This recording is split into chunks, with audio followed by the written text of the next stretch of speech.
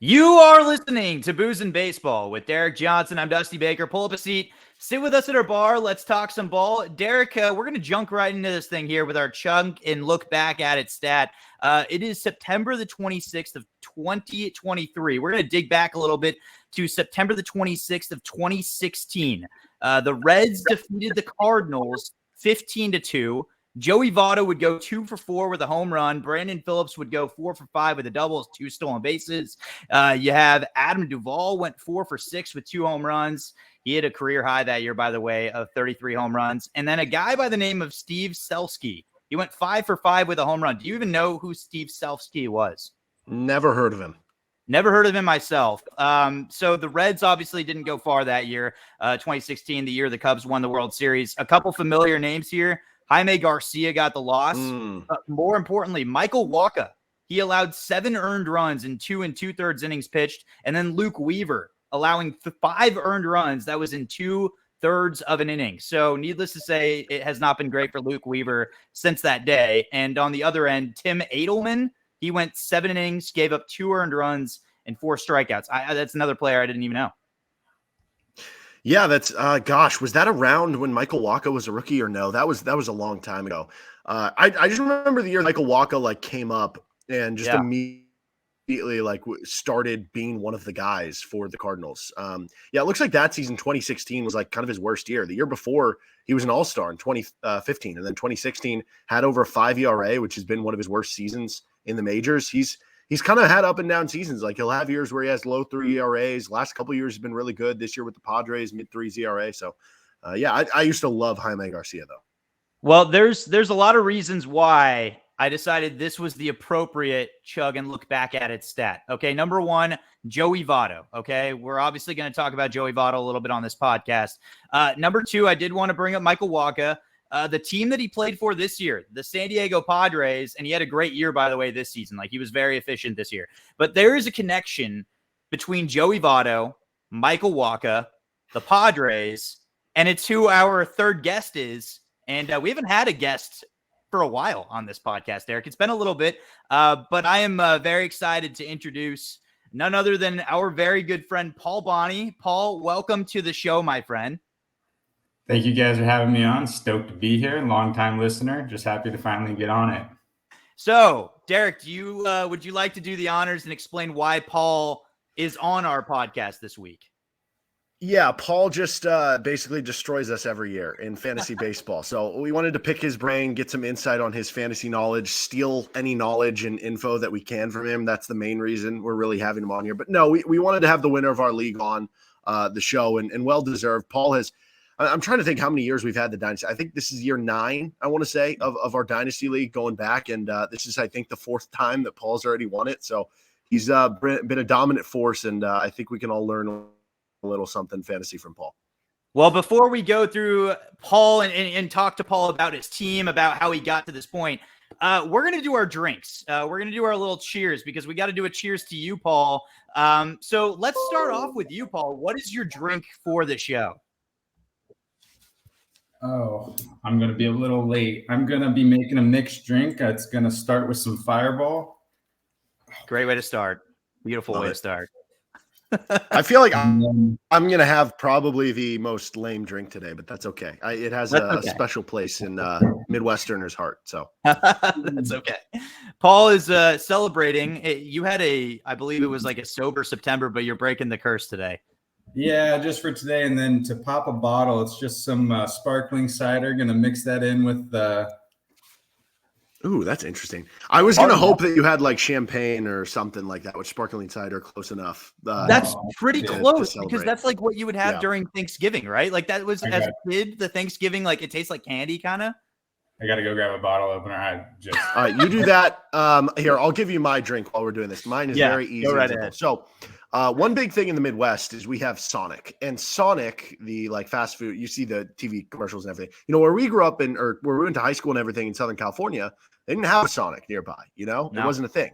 No. In the Midwest, Sonics are important. They are community gathering stations a lot of times for local small high school and communities and stuff like that. You go to a Sonic on Friday night after a high school football game, It's going to take you 30 minutes to get your order. So nonetheless, very important culturally.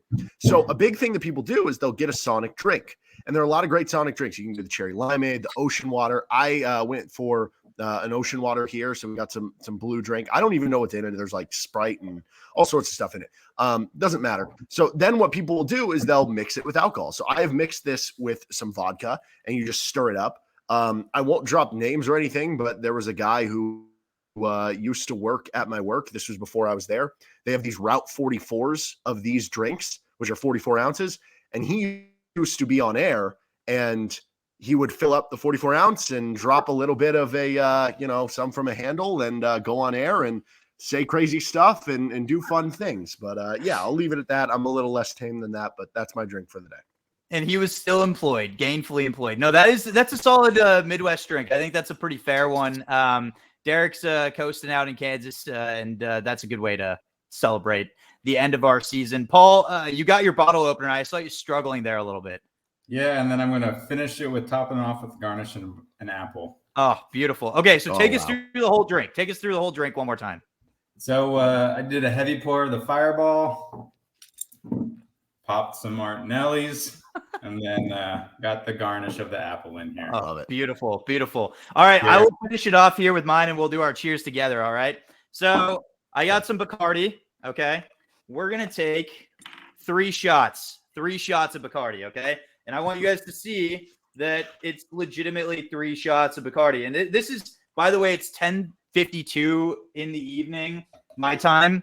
Perfect time to drink this. And we're going to do a little more than 3 shots because that's for Paul. I'm going to do a little over 3.5 here. So yeah. And by the way, if I'm comparing our drinks at the moment to Paul's fantasy team in the championship week, right now, Paul has the winner. So he's got the Juan Soto of drinks.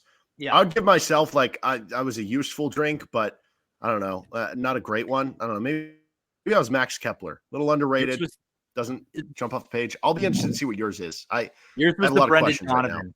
Yours was the Brendan Donovan, I would say, where it's like you kind of had to limp to the finish, but it's still good. It's still effective. It just maybe doesn't take you there the whole way. This is passion fruit, okay? You're going to understand a theme here in a sec, okay? You fill up the rest of your glass to the top with passion fruit. So there's 3.5 shots in there. And then this is just kind of a little addition. This is grenadine. Okay, we throw a little drop in here. We're talking just a splash, okay? Splash of grenadine.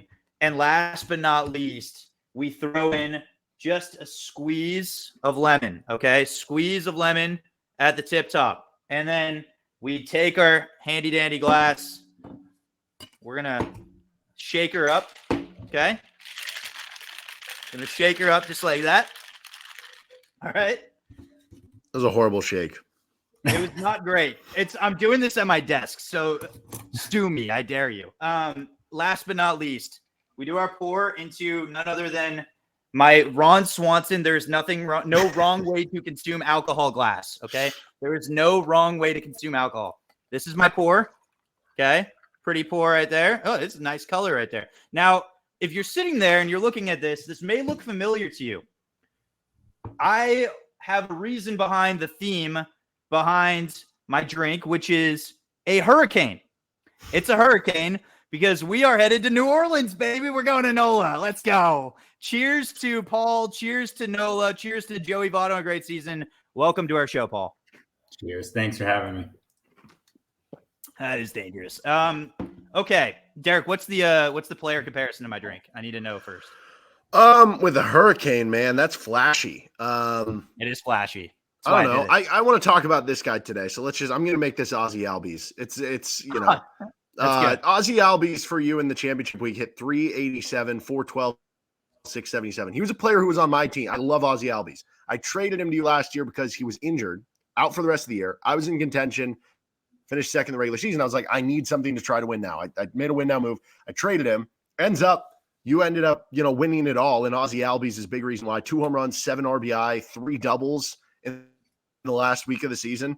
Do you remember what you traded to get Ozzie Albies? Justin Verlander, conditional of my first, and then I can't remember what else. I got you covered. Taylor Ward, Charlie Morton, Jorge Lopez, Justin Verlander. Derek, yeah, that was the opposite side, and it was Ozzy, AJ Puck, and Sal Perez. Yeah. So, I mean, that was a great win now opportunity for me because Verlander was great last year. Morton was great last year. That was trading Salvador Perez, who was out for basically the year, Albies, who was, out for the year, to try to win. Then, unfortunately, I didn't win, so it didn't work out. And now this year, I regret the trade. But I think in the moment, it was fine. And I think that's kind of one of the fun things of this is each and every year you're trying to win. You're trying to win now, but you're also trying to keep your eye forward. How have you, Paul, like what has been kind of your main theme or way of looking at things with fantasy baseball in terms of approaching win now versus trying to set yourself up in the future? Well, it comes off of a year where I actually did a small rebuild. So that year when we did the trade, I was just looking to stack talent. And like you said, Ozzy was done for the year. And I just thought that he was going to be much better for me going into the next year when I thought I had a chance to compete.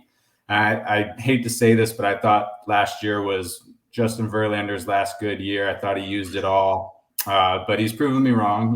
He's in that age of boring but useful starting pitcher.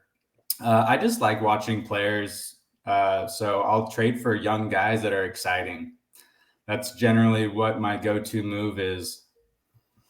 It's not a bad go-to move, Paul. We're going to take people through your resume because it's honestly, like, on paper, it's ridiculous. Writing this thing up, I was like, I can't believe what you've done over the past couple of years in our league. And just to put a front here, Derek and I study baseball, right? Like, we study fantasy baseball. We study all these players. And Paul has won our league 4 times. Technically, theoretically, it would be 5 because in 2020, we had to let our season sit. And so we just kind of let the rosters play out. It didn't count for anything, but Paul's roster won that year too. It didn't count for that year, but you could theoretically say Paul has won it 5 times, which is absolutely ridiculous in 9 years. On top of that, of course, the victory that Paul had this year, he won 11-6. That was over a very solid team. Shout out to our friend JD, who is in hiding right now at the moment. In 2016 is when Paul won his first championship in our league. He won it 9-6, stopping a three-peat. And then he progresses to go on a three-peat of his own from 2016 to 2018. Of course, this is his 4th title. And only 5 managers in our league have won it at this point, and Paul leads with 4. The next manager down, his name's Nico. He has 2, and then it's myself, another man named Shane, who doesn't set his rosters. I don't know how he won. And then we have an expansion team that won, who also, his name is Jacob. He had a victory, I believe it was last year. It was last year that he won it all. So, Paul, you've had a pretty dang good career in fantasy. And going through those players, Derek mentioned Ozzy Albies. I think the big one that we want to talk about with you, we're going to call this trade for top shelf because that's what you did. And you went for Juan Soto. You traded on April the 7th of 2022. Juan Soto, Joey Votto, Luke Voit, and you acquired these guys. So Soto, Votto, Voit, 2 sixths that became Matt Bush and Frankie Montas. For JT Realmuto, Freddie Freeman, Cody Bellinger, Starling Marte, Nolan Arenado, Jose Abreu, Aaron Nola, Joe Musgrove, Jacob deGrom, Chris Sale, a 1st and a 3rd pick, and you win a championship. How did you do this? I think the biggest thing that's missing is I already had the base of Ronald Acuna, Tatis, Vladdy, Trey Turner, and Ozzy's, as we've been mentioning. So kind of allowed me to just swing big, and I just got really lucky the fact that we decided to do an expansion after. Because it made a lot of managers. I feel like our rosters are really roster locked. So it gave me a whole bunch of roster flexibility that you and I have talked about extensively, Dusty. And so I feel like that was the biggest thing that helped me this year because I borrowed a big strategy from Derek where I was just having the most at bats every week, and doing that trade really opened up that for me. And when I feel like everyone else was kind of unable to cycle through 4 players a week, I was able to add and drop and just not care. You obviously have made trades with Derek a lot, and we talked about that Ozzy Albies trade. Derek is a big time trader in our league. Derek, when you look at Paul's strategy, which this year, if you go through some of the major trades he made, there weren't a ton. You traded for Justin Turner. You gave up Robbie Ray. You traded for Tanner Scott, Alex Cobb. I believe that was with Derek. For AJ Puck, and there were a couple picks involved. You traded for Mark Leiter. You traded a 6 for a 4 there. Your big trade, honestly, was at the start of the year. Freddie Peralta and Drew Smiley you acquired for Cody Bellinger and Lou Severino. You talk about two players that couldn't have gone in greater different trajectories, right? So, Derek, when you look at the trades Paul made, and Paul, looking at the trades you made, I mean, what at the end of the day allowed you to kind of push forward, considering you weren't completely focused on making trades this year?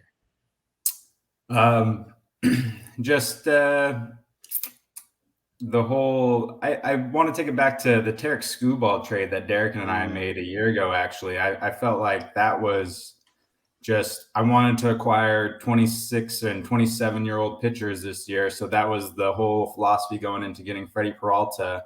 And it goes back to the Juan Soto trade as well, because I kind of felt like I was playing with house money once I was able to keep Cody Bellinger this year after he was dropped at the end of last year. And another guy, Josh Naylor, I wouldn't have been able to keep if I hadn't made that massive trade for Juan Soto. Derek, you make these trades a lot. Watching what Paul did this year, is that going to change your strategy at all?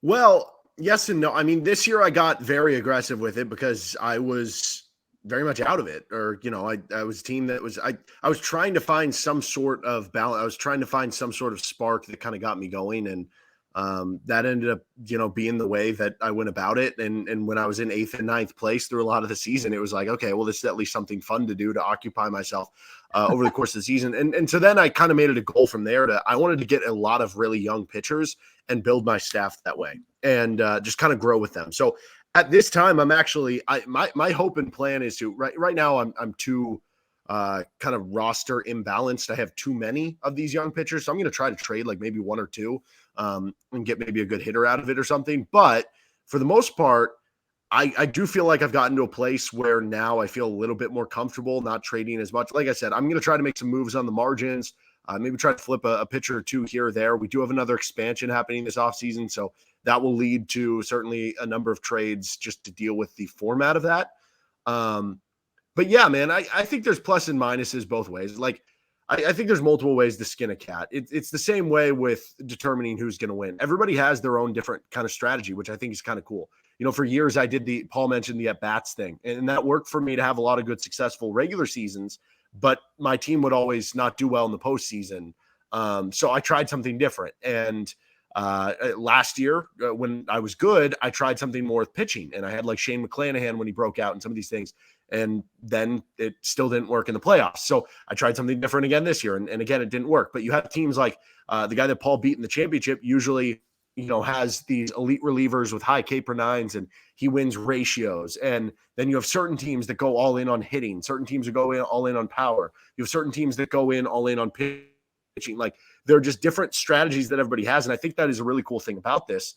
And at the end of the day, like, I think what Paul's strategy has been more like player acquisition. Like he said, like get the players that he likes watching and just get talent any way you can and kind of figure out the rest after that. Whereas, sometimes it can be, I don't know, sometimes it might be a little bit harder to do that. And you do have to go for a certain strategy to try to win certain categories or do something, and try to figure out your own deficiencies too. Like try to figure out, early this season, I probably didn't make the playoffs this year because the first 6 weeks of the year, I was just picking up waiver wire pitchers, streaming pitchers. And that is not a strength of mine. I do very bad with it. I'm very poor at it. And it cost me probably a good amount of categories. I ended up falling out of the playoffs by a couple games. And so that could have been the difference in the end. So trying to understand your weaknesses, where you can make up for it, understanding your strengths, all those sort of things. One thing that I learned from Paul, and obviously watching Paul over the years, like, I've started to learn what Paul does because he did it to me. Like he traded for Ron. He's smiling right now. He's laughing because he knows.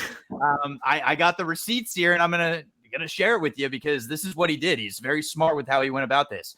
He traded for Ronald Acuna Jr. from me. Now here's the trade. He gave up Andrew Benintendi, who at that time had some promise, right? Chris Bryant was still kind of on a decent ride. He was definitely past his prime, but he still had value, right? And then he gave me Fernando Tatis Jr. On paper, it's a pretty good deal. But then Paul comes back around a second time, and he gets Fernando Tatis Jr. back from me, and he gives up Nolan Arenado, Trevor Story, Max Scherzer, Grayson Rodriguez. And at this point in time, Arenado is still very effective, but he's definitely on the other side of 30. G-Rod train, baby. You and Derek is riding the Grayson train, which, I mean, rightfully so. I think he's going to have a pretty good career. So, Paul is willing to give up a young prospect to acquire somebody in addition to players that at this time maybe have win now value, but he's going to get the guys that he believes have significant value, which is why that Juan Soto trade, it blew a lot of people's brains out. But I sat there and I was like, I think Paul is going to end up maybe not necessarily winning this trade, but it's going to help him long-term, no doubt, better than any of the players he gave up, which were all at that time 30 or older, it felt like. So, Paul, would you agree that that's kind of been what's worked best for you? Yeah, it 100% has. Like you talked about, I had to give up Tatis to get Acuna, and then all those players are still great players, except for Trevor Story, maybe, about the Tatis trade. So, I mean, I definitely have always had to give up talent to get talent. So it's worked. I do think, though, if you go back to the Soto one, because I remember at the time, the thought was Paul's going to win this long term. Mm-hmm. But Ben is going to, who was the one who traded with him, win this in the short term. And for 2 years, or whoever it's been since then, I guess 2 years, April 7, 2022. So 2 seasons of fantasy baseball, that Ben would be the guy to beat. And Ben was our best team in the regular season in terms of the standings. He had a chance to win it all. He was in the championship for 2 straight years before this year to win off of that.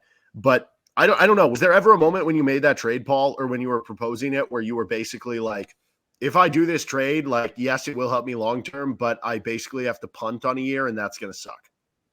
I honestly was just hoping to be the 6th seed that year because how we've had some below 500 teams make it. And I thought that I would be able to snag it, but I mean, I finished 9th and I wanted to not think about it, but I definitely think that a good rebuild planned is always strategic. Paul, one thing that I think was interesting this year, you had texted me. I got the receipts on this too, saying that you thought you were done, right? Like you thought your season was over. I had just beat you in the regular season, and you're like, "Yeah, my team's terrible. I'm done. It's over." And then you didn't even sneak into the playoffs, right? Like, you still won enough games earlier on in the year that you had a pretty dang good cushion. You kind of limped into the playoffs as far as how your team played. But then you went on a run. And this is something that I think is really interesting is it doesn't matter how good your team necessarily has done during the regular season. If you get that spot, like you mentioned, that 6th seed, it matters when you turn it on in the playoffs, right? Is that kind of how you thought about that this year too? Yeah, I was a little hopeful going in that I smashed the person I was going to be playing in the playoffs, Nico. But I also thought that I used up all the good luck, and I ended up advancing on a tiebreaker. So, honest, I got insanely lucky this year because I just barely squeaked into the next round. As you mentioned, I faced Ben at the right time of the playoffs because I would have beat anyone, but he would have beat anyone in the championship week. So I'm glad that I was able to face him in the semifinals instead of the championship. So it was just luck. Derek, on the end, of course, of seeing Paul on this side, we picked you to win it all this year, I think, collectively. Awesome. Yeah, I mean, it's the truth. And it's funny. So I mentioned the Padres, right? I mentioned that as a tie into all this. So I like to do comps to our teams, right? And Paul is also a huge Padres fan. So this goes 2 ways right here in our podcast. Paul is wearing a Padres hat for those that are listening as well. So I comped Derek's team to the Padres. All the talent in the world, it just couldn't really get the job done at the end of the day. Derek, what is different from your team to what you saw from Paul's team this year? Well, okay. I love the Padres comp too, because I have some of the stars. I have Julio Rodriguez, Corbin Carroll, some of these players. I had Aaron Judge for a bit, right? And the Padres obviously have a lot of notable players: Juan Soto, Manny Machado, Fernando Tatis, and stuff. What else is crazy is it felt like all year long for like the stat heads, everybody has been like, but the Padres are better than their record is, because now they just lost an extra inning game 2 days ago. They're now 0-12 in extra inning games. And typically, the average team is going to be around 500 in extra inning games, right? Because they're basically coin flips. So theoretically, the Padres, I forget what their last out on the wild card. They're 4 or 5 back, something like that. You add 6 wins to that, all of a sudden they're a playoff team. And that's how I felt with my team. I didn't think my team was great this year, especially compared to the last 2 years. But like we look at our roto standings at the end of the year because we are head to head. And like I finished 5th. And so that I don't know if that's more encouraging to be like you're closer than you think, or if that's more maddening to be like, well, then why did I finish in 9th place?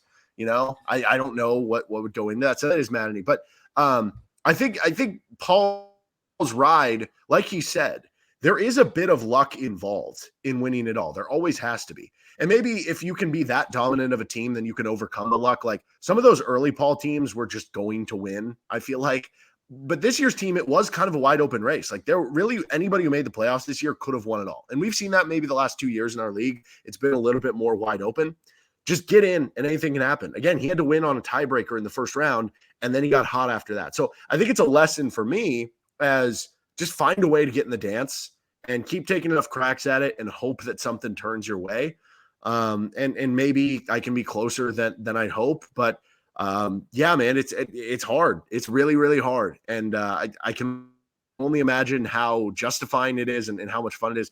Paul, have you thought at all, like among your championships, is this one, like, where does this rank, I guess? Like, how much fun was this one compared to maybe some of the others? Obviously, this one was more lucrative in terms of money. This one, excluding all monetary, this one was easily the most sweet. Like Dusty said, I was not expecting to win. I kind of gave up the week that I tied Nico. It was a historic comeback. And then I also made bets every single week along as well. I've never done that before. So I had a bet with Nico. He had to drop a video. I have a bet with Ben. He's going to have to serve me beer with his nipples out at our reunion.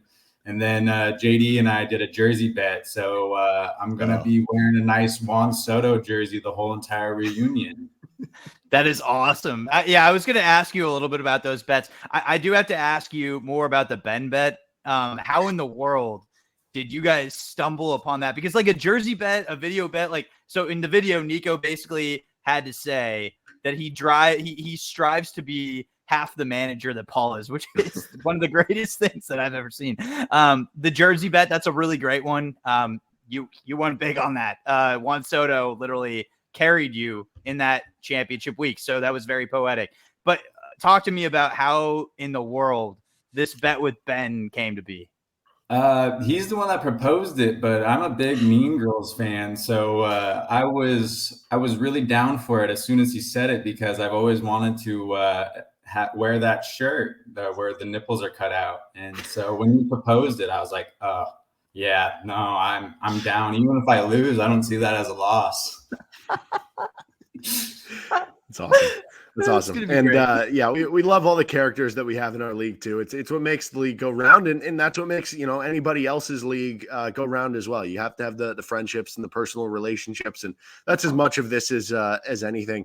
Is there a player right now, Paul, that is maybe on your team that you feel like has a lot more in the tank, that you feel like next year, watch out? I'm hoping to see another leap from Josh Naylor. I'm a big Josh Naylor guy. I know you and I have talked about him before this year. I always felt a little crazy for how much I liked him, but I just love the way he plays. He's not a fast man, but he steals bags. He plays the game hard. He's super emotional. When he was watching his brother Bo play, like, that's just the type of baseball player that I want. So to have him on my fantasy team just makes it that much more enjoyable for me watching him play. Paul, when you look at the rest of the league, okay, so we're doing something called expansion where we're adding 2 teams. We're doing it very differently. We only keep 8 players initially, and then the expansion teams take 12 players. They can take a max of 3 players from each of our teams. We then equalize. We pick our 4 players back. Essentially, we're losing at max 6 players. When you look at how expansion is and just sitting here and looking at your roster after winning it all, do you feel like you are set up where you have enough depth, where you feel like you are going to be a championship contender again, even after you're losing, 2, 3, 4, 5 up to 6 guys. Yeah, I look at it as an advantage, but some might not. I'm insanely top heavy, so I get to protect my 7 best players, I would say, and then I'm that 8 through 12 are kind of all interchangeable in my opinion. So I feel like I have good enough depth to be stolen from, and then I have a bunch of closers, and I know Derek alluded to this on the last podcast. So I think they're going to be more valuable for me going into next year. So I feel like I'm going to have a few categories locked up, because going into every year, I try to solidify 11 categories. I pick 11 categories that I just want to dominate. And so I feel like I'm going to have a good shot of doing that again going into next year, even with losing potentially 6 quality players. All right, we got each one more question for you here, Paul. Derek, you go right ahead. Yeah. I guess, I don't know. How much do you want to give me for Jackson Holiday? Yeah, that's the biggest regret I have in this year. But fortunately for me, it worked out. I don't have much to show for it anymore because I traded Robbie Ray away. And that was kind of what I got for giving up the 2nd pick in this year's draft. But I'm sure I'll make many attempts at trying to get him back during the year. Okay, serious question though. I do want your advice. I actually have the 1st pick, so you can actually speak this directly to me. If you were in my shoes, this year's a great draft class. You got Dylan Cruz, Wyatt Langford, Paul Skeens. You're gonna have a couple guys coming over from Japan, Yamamoto, and the hitters or the other pitchers coming over is 30 years old. And there's a couple other good prospects, high school guys, and so forth. Ethan Salas is going to be appearing in our draft this year. A lot of really good players this season. If you were in my shoes, who would you be taking number 1 overall? Paul Skeens, absolutely love it. I know he got lit up in that one start, but he's an ace in the making. Just watching him, the way he talks about baseball. I know that there's some other really good players, don't get me wrong, but he just seems like Strasburg 2.0. The only thing that's going to slow him down would be injuries. He's just phenomenal. Yeah, I think that's fair. I think you kind of have what Derek mentioned too, those kind of core 3 of Skeens, Cruz, Langford. It could be any of those 3 in any order, but yeah, I kind of have to agree. I think you probably lean Skeens a little bit, and there's probably a reason why he was picked number 1 in the draft, right? My last question for you here, Paul. We have spent this entire time talking about, your praises, how good your team is, everything like that. All right, so Derek and I did not do well this year. So you have to tell both of us what we did wrong and what we have to do better. It's not even a question. It's more of a tell us what we did. Yeah. Welcome to the podcast, bud. Tell us what we did wrong. And you can be as brutal as you want. Derek knows how I feel. I felt like he sold some pieces this year that he should have kept because I didn't feel like they were over the hill yet, like Garrett Cole and Jose Ramirez. I felt like he definitely would have been the 6th seed if he would have held on to them. I know he got Michael Harris though, and Michael Harris was awesome. Yeah, I know you got some players back. You got Nate's first, Jackson which ended Holiday. up being insanely valuable. Don't get me wrong, but I just thought for this year that those guys would have helped you make the playoffs. And then, Dusty, I told you going into the last week of the year that you were the manager of the year. Honest, you had, like you've alluded to before, you were last in the Roto rankings for a long time. But I feel like you did amazing with streaming, and Derek just absolutely ruined you. And I know that we talked about it as well. I think you actually would have been in the semis or even in the finals facing me if you would have made the playoffs. So you did everything correct, in my opinion. Heck yeah. Well, that's great. I mean, I appreciate that. And that's the thing about fantasy baseball, man. It can really make your day, or it can make you want to run through a wall. And no matter what, in this league in particular, I always have to explain it to people because I don't think people understand when you say I'm in a fantasy baseball league. It's a serious league. They're like, okay, like whatever. People don't understand. Like, this is every day, starting before the season begins in really February, March. We do our every year we do our trip where we're going to NOLA this upcoming year, and that'll be in March. We do our draft. We're going to do our expansion draft this year, so 2 drafts. And then we talk nonstop trades, not even during the season, but also beyond the season. Like, I think Derek just opened up trades already for next year, right? Like this is a Oh, I already was hitting up managers like last week. Yeah. You don't have to Derek worry. already sent me a trade for Rafael Devers. Are we surprised? And I'm expecting a trade proposal from Paul also on that. I know Paul's target will always be Devers, but the thing is, like, when you do this every day, when you put as much time and effort into it, when you're doing it with your friends that are equally talented as far as understanding the league, understanding players, understanding how to navigate this, like, it's competitive, man. And so you could have a good team, you could have a really bad team, but at the end of the day, there's a little luck involved. There's a lot of skill. There's a lot of how do I navigate these waters and not even outsmart a manager, but just simply how do I do things to my best ability to win according to the categories I'm going after, to stick to the strategy in place, right? And so the thing that was tough for me this year was I knew my team wasn't that good heading into the year. I just knew. Like I had guys like Jose Ramirez, I had Byron Buxton, and Ramirez had a good year. Buxton did not. Like the injuries, the age, Garrett Cole concerned me a little bit because he always seemed to struggle at the back end. Didn't hit hard there. I kind of screwed that one up a little bit by going after Dylan Cease. But overall, like I wanted to just get younger across the board. And by the time the season started, I think my average age on my team was like 25.2.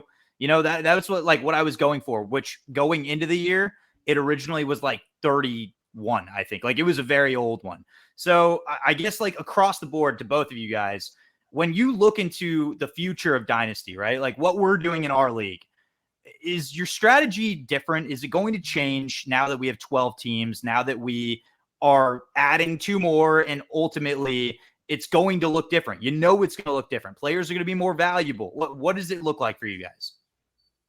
Derek, Yeah, I mean, it's different to me. Paul mentioned the stuff with the relievers, that changes stuff. I almost feel like it's pick a lane, go for saves or go for holds. You know, so Paul said he's going for saves. I got rid of all my closers because I found value for that in being a seller in the market, and so now I'm just going to go for holds. Right, that's going to be my avenue. So there's going to be certain things, and that goes back to in line with part of the reason why I wanted to stock up on young pitchers. Even though young pitchers can be a very risky prospect, a lot of our league understands that. And so I felt like there was more value to be had there than getting young hitters. There are a lot of people who have just sworn off pitching prospects in our league at this point. So, you know, it's kind of like the Moneyball thought, like the value is where the value is not. You know what I mean? So that was part of it. And I think because of that, the big change to me is streaming pitchers is going to be a lot harder, right? So if you can stack up with good pitchers, good relievers, I think that's going to be the big difference with an expanded league. Paul, what about you? As you talked about from that 6th round draft pick from the Juan Soto trade, getting Matt Bush before he completely burned up this year, I'm going to be trying to make sure that I grab a nice relief pitcher with starting pitcher eligibility, because it's going to be huge for me if I'm going to be trying to carry 4 closers going into next year, so I can, like Derek said, still at least compete in holds. But I think relief pitchers' values are going to go up a lot in our league, just because having tidy ratios is going to be huge. Because if you need a stream for a quality start or for a win, you're hoping that you can at least mitigate some whip or K per 9 or some ERA, blowback. Yeah, I think that's a very fair one. I think one thing that I'm looking at is the draft itself. When we do our first year player draft, we may actually implement something different, but assuming we don't, we do a draft every year where the players that were just drafted are usually the top picks, right?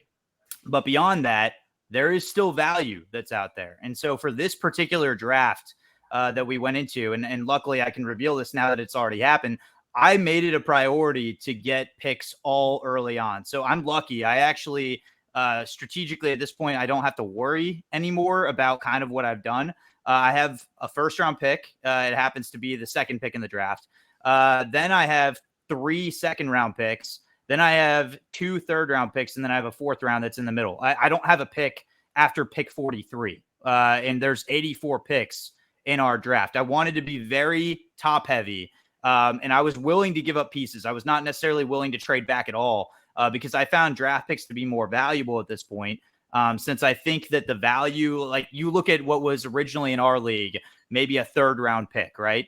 let's say the last pick in the third round. Well, that would have been pick 30 with 10 teams. All of a sudden, you look at where our league is at, that is actually early on in the third round. So, the value goes up just by adding 2 more teams. There's 6 more picks ahead of you all of a sudden. So I wanted to stack myself early of draft picks. I wanted to kind of give myself good positioning to get players that I want, because they're not going to be available later in the draft like they normally are.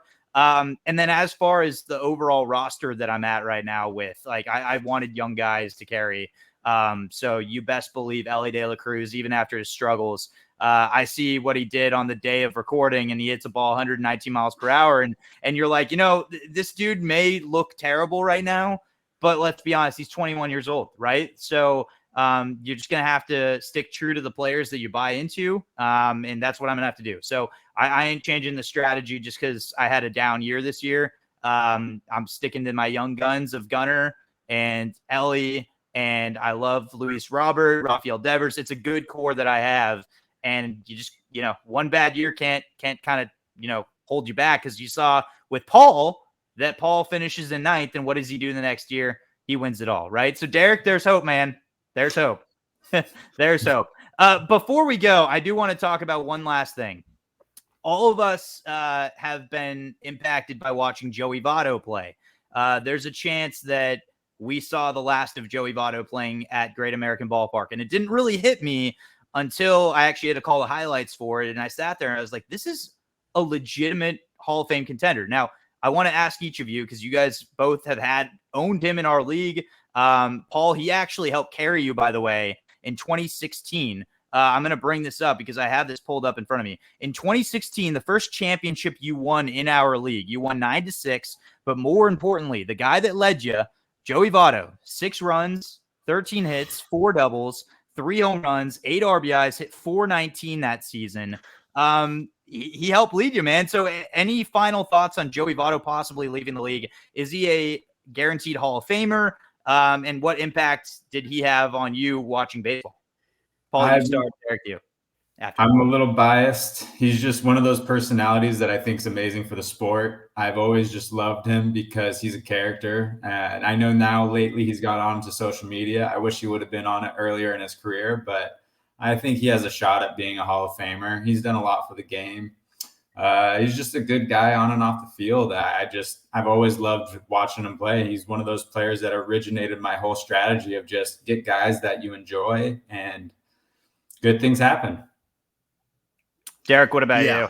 Yeah, I mean, the off the field stuff, it's like I always think of him and Zach Greinke with some of the just comments and quips and everything that he kind of did from that regard. Some of the numbers, like I remember when there was that one stat going on forever about Joey Votto hasn't popped out on the infield in something like ridiculous. Yeah, unbelievable player. I do agree. I think he probably is a Hall of Famer.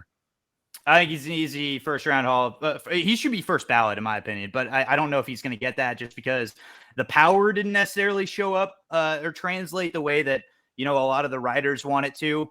You look at the overall numbers, though, and they stack up as good as it gets as far as guys that have reached the first ballot. And you look at guys like Scott Rowland that got in defensively. I think Votto has a much greater case. Obviously, the length of his time in the league as well. 17 years with a career OPS over 900 is stupid. Yeah, it's ridiculous. And the walk, the OPS is one thing, but also his on-base percentage. Just the career OBP is insane. So to me, I think he's an easy Hall of Famer. The personality is incredible. I was lucky. I actually got a chance to interview him when he was in his rehab assignment here in Louisville. And he said something that really sticks to me, and it's going to, and it's part of the reason why I wanted to bring this up. It actually kind of makes me emotional because you don't think about these players as human beings, right? And one thing that I thought was very interesting in Louisville, he said, this is a moment where, I'm in the back end of my career, but I'm still trying to get to the big leagues, right? I'm still trying to get there. I'm trying to put in the work, put in the time, put in the effort to make it to the big leagues. And you sit there and you're like, that's true. A rehab assignment, you're trying to get yourself ready, be the top of your game. And he followed that by saying the coolest thing about being at this AAA level is seeing guys at different points in their career with the same goal, right? And knowing that it's so difficult to get to the MLB, Votto, I think, appreciated the fact that his time in the MLB, it wasn't something that he just took for granted. I think he really appreciated every moment. He treated fans well. He treated people well. And so I think it's a face that, in 10, 15 years from now, we're still going to be talking about. So really, really excited for him that he had such a great career. He's going to be missed in the league. And obviously we all benefited in some way from owning him. Joey Votto bangs, right? So before we go, real quick around the circle, as we head into the 2024 season, let's just really quickly in our league pick who's finishing in last place next year.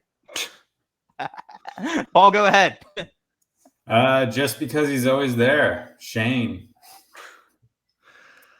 This is such an impossible question. We haven't even done the expansion draft. We haven't done the expansion draft. So. I'll just take myself. I'm the easy answer. Make no enemies. I think I'm gonna probably have to sit here and say that it's going to be an expansion team. We saw the last time we did expansion, one team went off and actually won the title the next year, and then an expansion team didn't do so well. They finally made the playoffs this year, though. So I'm gonna say it's going to be Max/Eric, one of the two. If they're listening to this, good luck, boys. Welcome to the show. It's gonna be fun. So speaking of welcome to the show, Paul, thank you so much for joining us, man.